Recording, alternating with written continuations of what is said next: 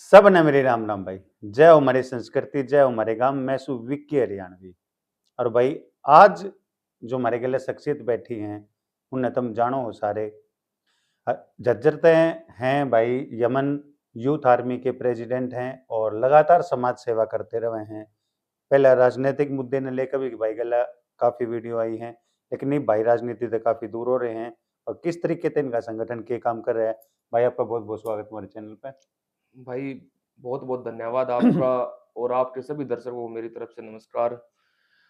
और भाई देखो आज अपने संगठन का स्थापना दिवस है, दूसरा स्थापना दिवस। उससे पहले भी और संगठन के चलते भी हमने देखो कभी भी समाज में किसी भी समाज के साथ कोई भी अन्याय हुआ हो, हमेशा अपना संगठन, अपनी पूरी टीम और मैं खुद हमेशा हमने हर समाज की लड़ाई को लड़ा है। मुकदमे झेले, लाठियाँ खाई और भाई जहाँ पर मेरी ज़रूरत किसी भी समाज को पड़ी, मैं वहाँ पर खड़ा रहा। राजनीति की थोड़ी सी मैं बात करूं तो राजनीति में आपने जो है पहले भी एक वीडियो भी आई थी हमारे चैनल पर डली थी कि आप दीपेंद्र हुड्डा के साथ हो, फिर राजनीति से एकदम से दूर हो गए, उसका क्या कारण रहा है?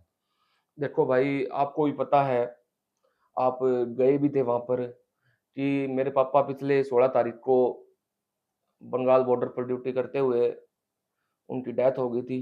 हम्म, तो काफ़ी काम भी, डिप्रेशन भी, परिवार की ज़िम्मेवारी भी, इन चीज़ों की वजह से चुनाव एकदम से आ गए।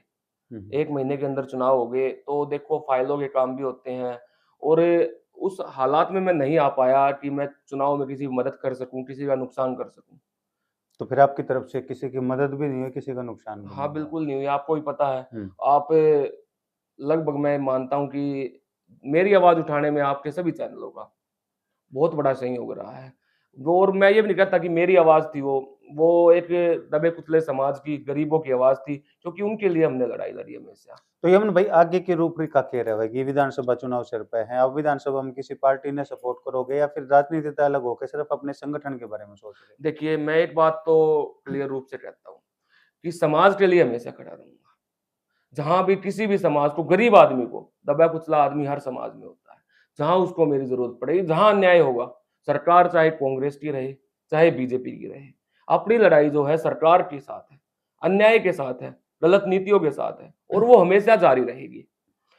और रही चुनाव की बात, तो अगर मैं देखो अभी मैं ये कहना चाहता हूँ कि मैं बहुत ज़्यादा डिप्रेस्ड हूँ, क्योंकि मेरे ऊपर ना तो किसी पार्टी का हाथ है, ना किसी नेता का हाथ है। अगर किसी का हाथ था तो वो मेरे पापा थे। हमेशा उन्होंने मेरे को हर चीज़ से सपोर्ट किया।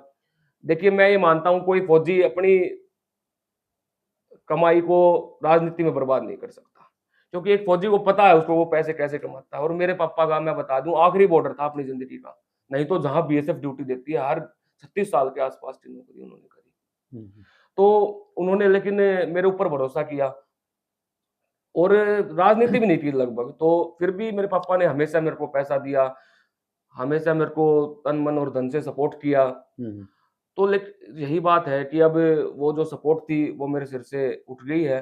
तो देखते हैं, अगर मैं इस चीज़ से उभर पाता हूँ जल्दी, तो हम चुनाव में भी इंटरेस्ट लेंगे। हम्म, मैं खुद तो लड़ नहीं सकता, नहीं तो मैं कहता कि मैं लड़ूँगा। हम्म, तो इंटरेस्ट देखते हैं अगर कैसा माहौल बनता है। अभी तो आज की डेट में तो ऐसा है नहीं कि मैं किसी की मदद कर सकूँ, किसी का नुकसान कर सकूँ।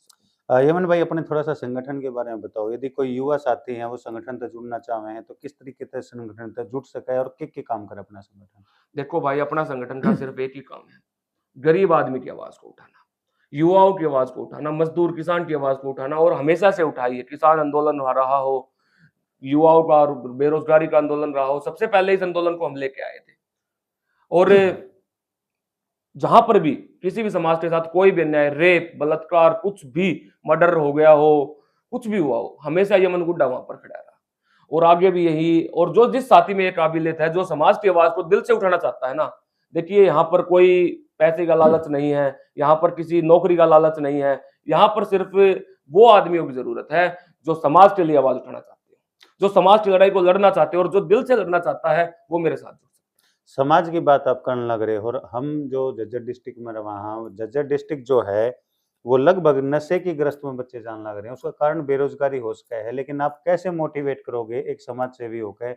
आपके संगठन की तरफ से क्या आवाज उठाई जाएगी ताकि बच्चे जो है नशे से थोड़ा दूर रहे? देखो ये तो हमेशा किया भी है भाई। और ये आपने खुद ही बता दिया कि जो नशे में युवा जा रहा है ना, वो सिर्फ और सिर्फ बेरोजगारी की वजह से। अगर एक बात बताओ, जो रोजगार जिनको मिला है, क्या वो नशे की तरफ जा रहे हैं? लेकिन यमन भाई ग्राउंड लेवल पे काम करना पड़ेगा। एक रोड शो निकाल के, एक रैली निकाल के या फिर एक जलसा निकाल के, उसमें उस चीज़ का फ़र्क नहीं पड़ना। ग्राउंड लेवल पे आप क्या जाकर भाई, आपने आप एक बात हर बताओ, गाँव में 100 से 150 बच्चे ऐसे हैं जो नशा करते एक हैं। बात बताता हूँ मैं आपको, आपको नहीं पता होगा, ये पीछे मुखबरे वगैरह बोलते हैं जिनको, हुँ, वहाँ हमने अपनी टीम काफ़ी दिन के लिए लगाई थी। हुँ, वहाँ पर एकदम हमने पहले तो सफाया कर दिया था, हुँ, जो ये वहाँ पर इंजेक्शन लेते थे उनको भी पकड़ा, हुँ।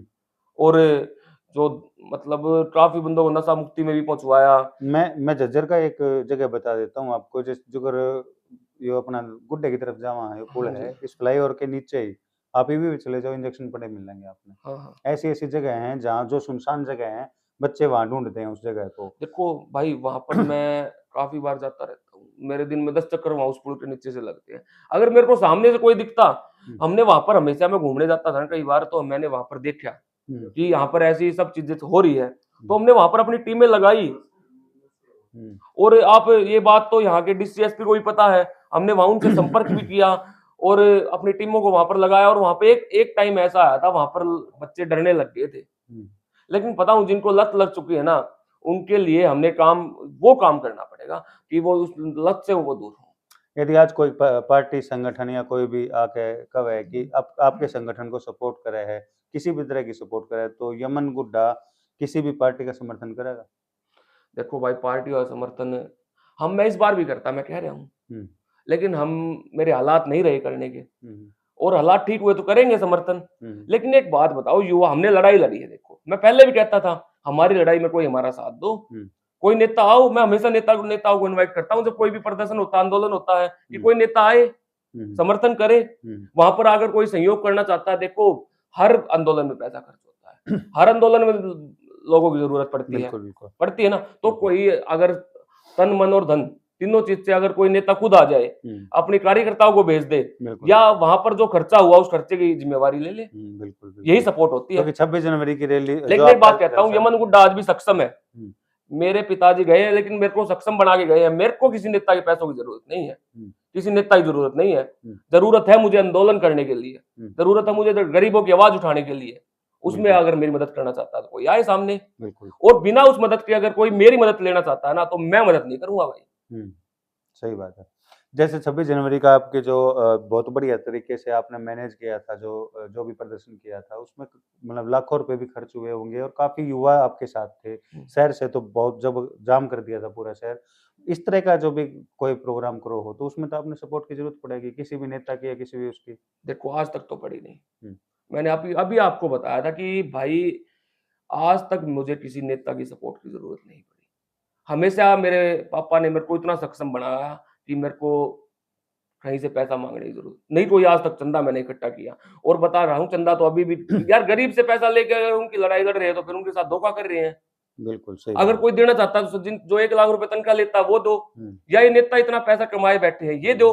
बस इतना ही दे दो, वहाँ पर आंदोलन में आके कह दो भाई इस आंदोलन का पूरा खर्चा मेरा। चलो अब आपके संगठन की बात करा हाँ, आज जैसे दूसरा स्थापना दिवस है, कहाँ से शुरू करा था? कितने बालक ऐड हो लिए? के कुछ सिस्टम चल रहा है? देखो भाई, पहले मैं दूसरे काफ़ी संगठनों में मैंने काम किया। उसके बाद उनके नेता आते थे, किसी को भी समर्थन देते थे, और पूरा माहौल खराब लग रहा था। तो इसलिए हमने तय किया, काफ़ी साल तक मैंने रिज़ाइन करने के बाद किसी भी संगठन को जॉइन नहीं किया। 1 डेढ़ साल निकल गया, उसके बाद हमने अपना एक संगठन बनाया, यूथ आर्मी, क्योंकि हमारे साथ ज़्यादा युवाओं की संख्या थी, तो इतना सोचा नहीं, एक युवाओं की सेना तैयार कर दी। आज 17 जिलों में हमने उस टीम को बनाया है, और काम भी करते हैं। कितने बच्चे जुड़े हुए हैं? देखो हर जगह लगभग टीम होगी 25-30 की टीम होगी, और कार्यकर्ता तो बहुत जुड़े हुए हैं। हर जगह आपने देखा होगा, 500 प्लस जहाँ मैं मतलब आंदोलन करता हूँ वहाँ जाते हैं। 500 प्लस बच्चे हैं हाँ जी, आपके साथ, बिल्कुल। 500 प्लस 500 प्लस तो पदाधिकारी है हमारे साथ। हुँ, 27 पदाधिकारी प्रदेश की टीम में है। हुँ, तो काफ़ी अच्छा संगठन है। हमारे युवाओं को आप क्या संदेश देना चाहोगे भाई यही अपने से? संदेश देना चाहते हैं कि अपने अधिकारों की लड़ाई हुँ, आपको स्वयं लड़नी पड़ेगी। अगर कल को हम मेरे ऊपर ज़िम्मेवारी आ जाती है, हुँ, मेरे को नौकरी करनी पड़ जाती है, तो आप देखिए कोई यमन गुड्डा, कोई और नेता आपके लिए लड़ाई लड़ने के लिए नहीं आएगा। आपको यमन गुड्डा बनना पड़ा। आपको खुद यमन गुड्डा नहीं कहता, आपको खुद अपना नेतृत्व खुद करना पड़ेगा और आपको अपनी लड़ाई, अपने समाज की लड़ाई, गरीबों की लड़ाई, मजदूरों की लड़ाई अगर आप नहीं लड़ सकते तो कम से कम अपनी तो आपको आप स्वयं लड़नी पड़ेगी। भाई हम लगातार जो हैं यमन भाई थे, मिलते रहे वहाँ, बातचीत करते रहे वहाँ। आज का मुद्दा जो था वो राजनीति से थोड़ा हटके था। राजनीति का थोड़ा-सा अभी भाई की सिचुएशन जो है वो राजनीति में सहयोग नहीं दे पा रहे हैं। आगे का जो भी घटनाक्रम रहेगा भाई से जुड़ी हुई कोई खबर रहेगी ज़रूर बतावांगे।